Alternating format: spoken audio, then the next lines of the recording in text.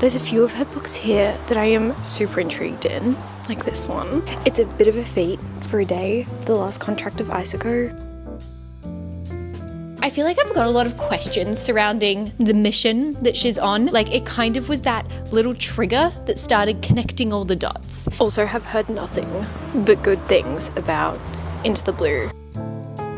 Hi my loves, welcome back, welcome to my channel. Welcome if you guys are new. I was in the bookstore the other day. I was just browsing, going in on my way past, and I was looking at the books and especially the new releases that I have just been absolutely dying to get to. And I was kind of just filled with like this excited feeling, like, you know, when you were young. Well, I don't know if this is like a soul experience, but when I was young, it kind of just brought me back to this time when I would go to the bookstore on a weekend and my mum would buy me a book and I would go home, sit in front of the fire and read it all day. I just finished that book in one sitting because I was so immersed in it and it was just, everything was perfect. I was having teas, I was having hot chocolate, I was just sitting in front of the fire reading, having my best little life. So my aim today is to reimagine that. We are going to be going to the bookstore and book browsing and picking up a book or two and reading them today. Reading one today. I don't think we'll get through 2 books today, but I've kind of put today aside to just read as much as I can. It is early morning at the moment. It's only 8:30, so we're gonna go to the bookstore at 9 when it opens, and I have no idea what book we're gonna pick up today, but I just thought we could book browse, we can look at the different options. There's a few that are kind of playing in my mind. We can just like get that giddy feeling back of reading, remind ourselves why we love reading so much, pick a book and just read it for the rest of the day. It's also a weekend, so I can stay up as late as I want. Obviously, I can always stay up as late as I want. I don't have anything to do tomorrow morning, so you know, we can stay up and read it as late as we want. We can do whatever we want during the day, immerse ourselves in a new book. I'm really excited. It's also very much getting colder here in Australia. It's definitely feeling like winter, so I feel like going to the bookstore then coming back with a nice big like cup of hot chocolate or something, cuddling up on the couch and reading is just like the ultimate vibe for today. This is also the first time I've gone book shopping in a while where I haven't gone in with like books that I want to get, and I feel like it's a different experience going in and just book browsing, looking at books, seeing what takes your fancy, things like that. I feel like that's a whole experience in itself, and I just want to like bring back that feeling. I feel like I've been book shopping a lot recently, so after this I may have to go on a little book shopping ban. We'll just do one more today. That's my plan for today, and I thought I'd bring you guys along and we'll just spend a cozy bookish day together. So yeah, let's head over to the bookstore.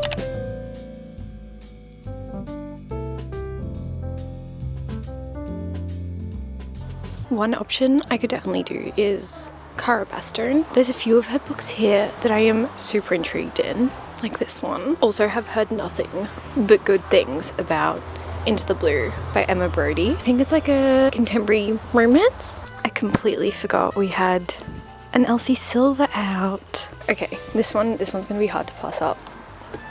It's a bit of a feat for a day, The Last Contract of Isuko by Fonda. It's her newest release and you guys know I love Fonda. I'm definitely really intrigued about this one.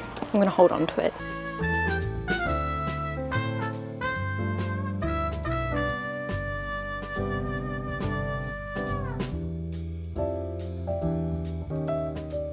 I'm tempted, guys. Okay, I don't know why it is so dark outside, but that's fine. It's the vibe, right? We're going for a cozy vibe, I guess. I ended up getting 2 books, but I have chosen the one I'm going to be reading today. So you guys know I have been trying to find Yesteryear for a while now. I just like am so intrigued about this book. I feel like I don't need to give it a premise, do I? Every person and their dog has been reading this book. I feel like just because it is so relevant and just such an interesting premise, if for some reason you don't know what it's about, sorry, my hair is really like, you know when you wash it and then it's just like really soft and it won't stay in a position? That's what's happening.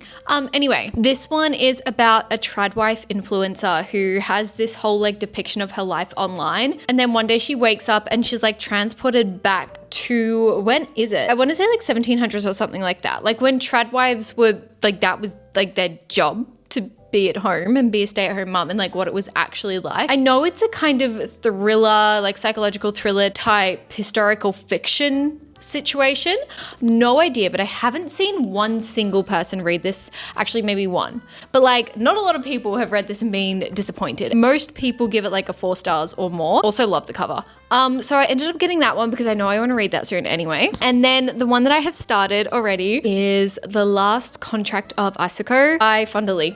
This is her newest release, and I was desperate. I had to start this. I was like, this is going to be a feat. Like that one, yesteryear would definitely have been the easier option. This one's going to be a bit of a feat, but I am at page 118. I have been reading for about an hour and a bit, I want to say, maybe an hour and 20. I think my average pace per hour is like anywhere from 80 to 100 pages, depending on font size and like how many words are on a page and everything. But I have just been really meaning to pick this one up. Again, heard nothing but incredible things. Obviously, Fonda Lee wrote the Jade City series, aka the Greenbone Saga, aka my everything series since the beginning of the year when I read it. I don't even know what this one's really about. I know Jamie read it and loved it. I think we're set in a kind of like futuristic type world, maybe on a different planet. It says on the merciless planet of Aquilo, where your job determines your worth, legendary swordsman Isako commands the highest price. But every legend must come to an end. When her longtime client unexpectedly retires, she plans to follow, to walk out into Aquilo's frozen wasteland with her head held high and her family enriched by her death. Oh, so if like you retire, does that mean you die? But when she's offered a final mission, she can't refuse, especially when she realizes who lies at its center. Martin, her last and worst apprentice, who somehow made his way to the top. As she is thrust into a world of corporate espionage and shadowy secrets, what she uncovers could forever change humanity's existence among the stars.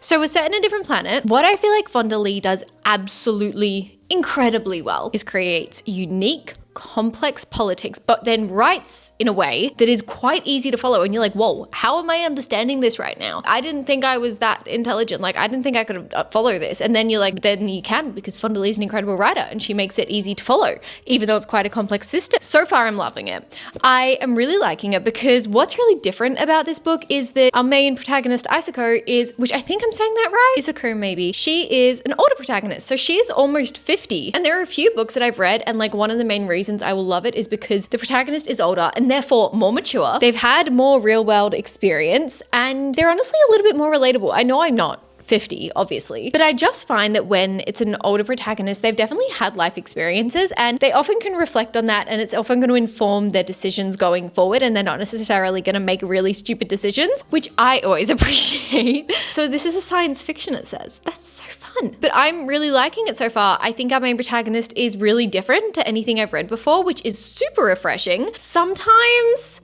the 20-year-old, like, guys, I know this is so hypocritical of me. I'm in my 20s and I would definitely be really stupid in a fantasy world. I am very aware of that, don't worry. But sometimes it's really nice to read from an older perspective, just because the 20-year-old female main protagonist that is enraged with the world and set on revenge is sometimes a little bit tiring, you know? It's like, oh, I have been here before. This is completely different. Also, the world is really, really fascinating to me so far. As it said, we're set on a planet and it is very, very futuristic vibes. I think we've got like robots and stuff going on, and the political system is kind of based around the corporate class, which is really interesting. And it's kind of interesting to start to understand how the corporate world dictates your like status and everything like that, all the different jobs that you can have and how influential they are. I don't know. I'm really enjoying it so far. Let's go keep reading though, because I'm curious to see where this is going to go. Like, I'm not exactly sure what the main action of this is going to be.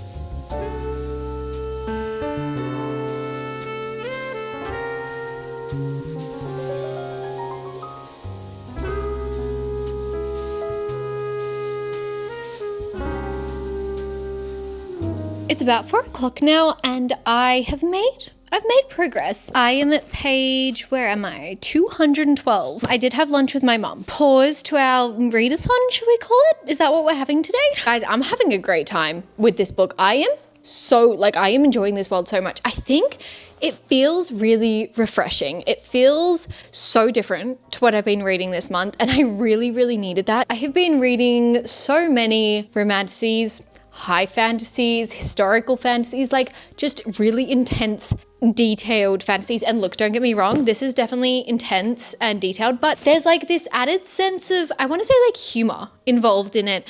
I feel like because our protagonist is older, and I don't know, it just is like a really different vibe to what I'm used to, and I'm really loving that. We're kind of following our protagonist as she's revisiting moments from her past as a contractor. It's almost, from what I can gather, like an assassin, and you like are basically sent out to terminate people or to like fire them from their job. I'm not really sure. I don't know if that means you kill them or you just say you have to retire. See ya. I'm not sure. But basically, she's done some stuff. Like, she hasn't been the nicest person in the world. Like, she hasn't had the easiest job. You know, she's had to do some hard stuff. And it's interesting, like, having done all that, it's like almost that you expect that to be the main plot of the book, like her younger life of her being this like assassin contractor. But we're just kind of revisiting her past and meeting people from her past and how her past is influencing this contract that she's trying to complete. I feel like I've got a lot of questions surrounding the mission that she's on. I feel like there's a lot of unknowns surrounding that. Oh my gosh, Funderly knows how to write a fantasy. Like, she knows, and she is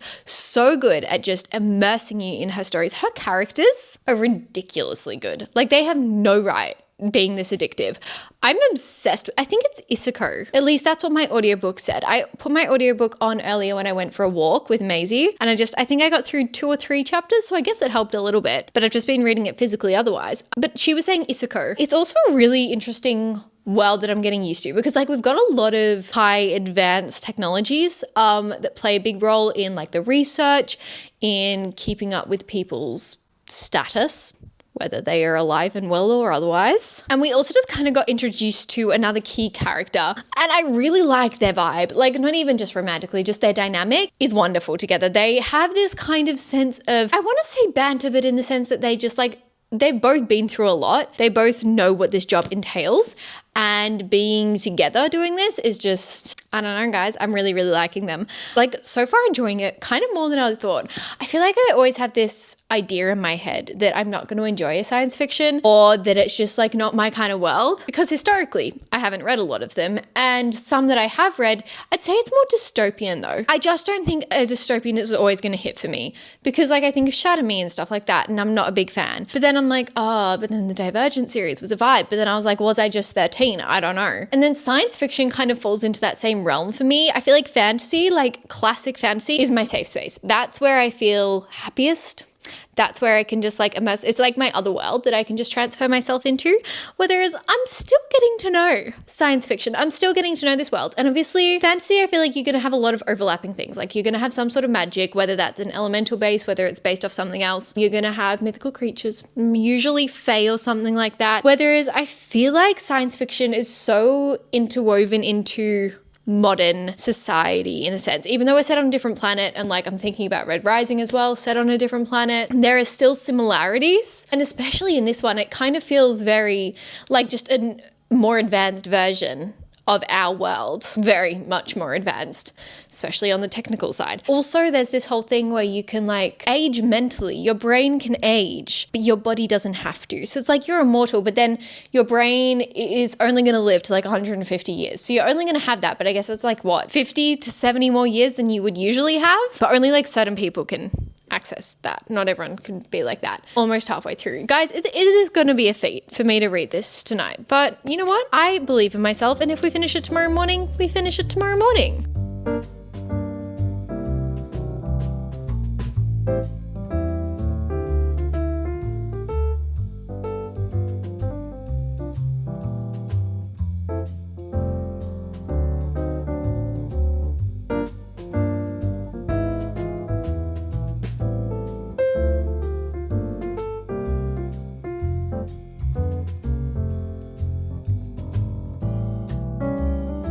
I'm at page 140. No, I'm not.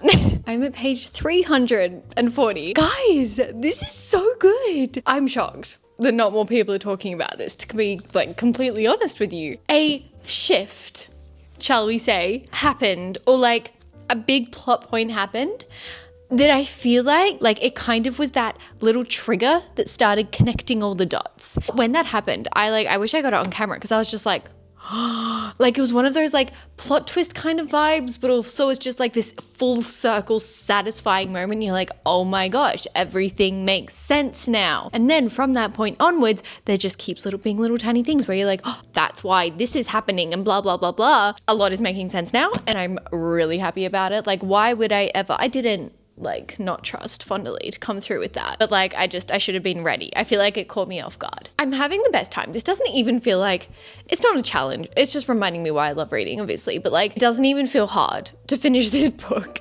because I'm having such a good time. It is like 8 o'clock now, so we're getting there. Obviously under 200 pages left, but it doesn't even feel like a challenge. I feel like I am just flying through this. But also massive appreciation for how floppy this cover is, how floppy this edition is. Pretty sure this is a standalone, which is always nice to read as well. Like, it's always nice to kind of just be able to like immerse yourself in this whole new world just for a short amount of time. Vonda Lee also just creates such like strong characters. I don't know how to describe it in other words than like just strong. Like, they have such a big presence. Like, even your side characters, they add so much to your plot and to the dynamics of our main protagonists and everything. Everything is there for a reason.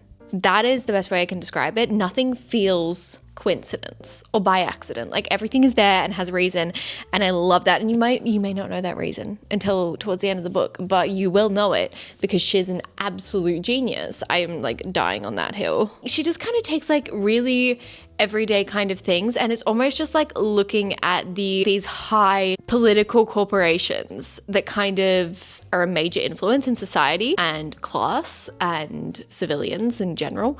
Like, they just influence demographics, everything like that. I'm just throwing words out there at this point. It just kind of almost feels like an analysis on these higher corporations, and I was like, is this like, how much of this is fiction? Like, you can probably apply this to a lot of big corporations nowadays, and like you'd be getting a similar thing. I don't know. It's obviously not the same. We are in a dystopian world. Everything's fictional, blah, blah, blah. But there are elements of this where I'm like, it's just fascinating. I don't know. I'm just having a really good time. I think it's a really unique kind of world, and I was craving something this different.